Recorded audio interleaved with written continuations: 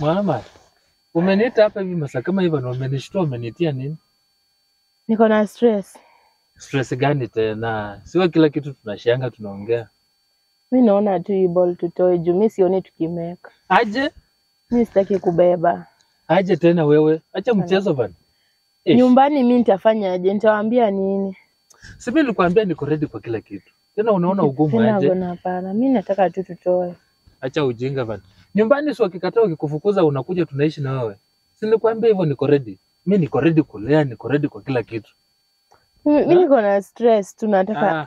Mimi siwezi kubali. Tutauaje mtoto mwenye ana hatia? Kiumbe chenye hakina hatia tunauaje? Okay, miezi 9 yote.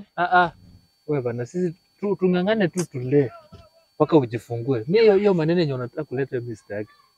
Ndio maana ulikuwa unaniomba shilingi 500 jana. Unajua mwanamke si vizuri. Mbele za Mungu si vizuri kitu yenye unataka kufanya. Mimi kama utaki basi mimi nitaenda tu kisirisiri nifanye. Juu mimi sioni niki. Nitakushtaki kwa sababu chifu. Nitaambia sababu chifu maneno yenye unataka kufanya. Wacha hiyo mchezo bana. Mimi sitakubali. Ungekubali niunge tu mkono. Sikiza. Wewe ni mtu mwenye umeenda shule, hakuna kitu kama hiyo. Na mimi siwezi kubali hata kidogo. Siko ready imagine. Kama ni kitu yenye umeniitia hapa hivi, tutagombana bure.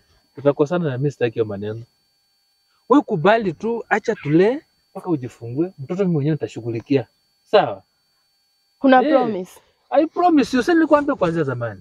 Mimi mwenyewe nitashughulikia. Kama leo wengine wenyewe wanasema, ngoja kuna wenyewe wanasema kati hivyo mwanzo alafu anafika mwisho anakata. Mimi siwezi, nilikwambia mimi siwezi fanya kitu kama hiyo. Siwezi kwanza hata twende hivi.